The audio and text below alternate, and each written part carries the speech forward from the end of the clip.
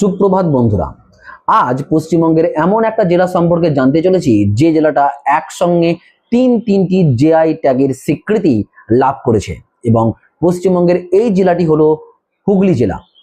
এই হুগলি জেলা অতি প্রাচীনকাল থেকেই তার ঐতিহ্যের জন্য বিশেষ পরিচিতি লাভ করেছিল।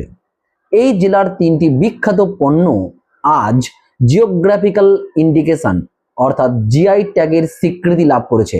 এই তিনটি পণ্য হলো, এক, বাঁশবেড়িয়ার কাজা, যেটি বহু বছরের ঐতিহ্যবাহী একটি মিষ্টি। তার অনন্য স্বাদ এবং তৈরির বিশেষ পদ্ধতির জন্য সারা বিশ্ব বিখ্যাত, তাই এটি বর্তমানে জিআই ট্যাগের স্বীকৃতি লাভ করেছে। দ্বিতীয়টি হলো গুপ্তিপাড়ার গোপু সন্দেশ।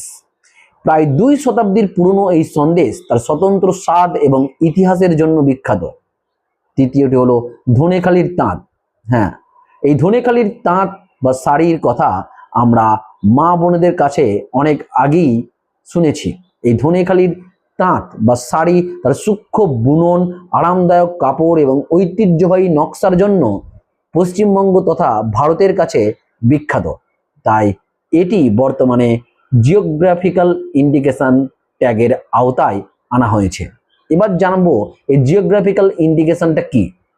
এটি হলো একটি স্বীকৃতি যা কোনো নির্দিষ্ট অঞ্চলের বিশেষ পণ্যকে তার ভৌগোলিক পরিচয় এবং ঐতিহ্যের ভিত্তিতে দেওয়া হয়ে থাকে এবং এর ফলে স্থানীয় শিল্পী এবং উৎপাদকেরা অর্থনৈতিকভাবে লাভবান হন। হুগলির এই ট্রিপল জিআই ট্যাগ শুধু জেলার নয়, গোটা পশ্চিমবঙ্গের গর্ব। এটি আমাদের ঐতিহ্য, সংস্কৃতি এবং স্থানীয় কারিগরদের দক্ষতাকে বিশ্ব দরবারে উন্নীত করেছে, যা এক উজ্জ্বল দৃষ্টান্ত স্বরূপ। ভিডিওটি ভালো লাগলে লাইক করবেন এবং পশ্চিমবঙ্গের এই জেলা সম্পর্কে গর্ববোধ করলে শেয়ার করতে ভুলবেন না। পরবর্তী ভিডিওয় আবার দেখা হবে। ভালো থাকবেন, সুস্থ থাকবেন।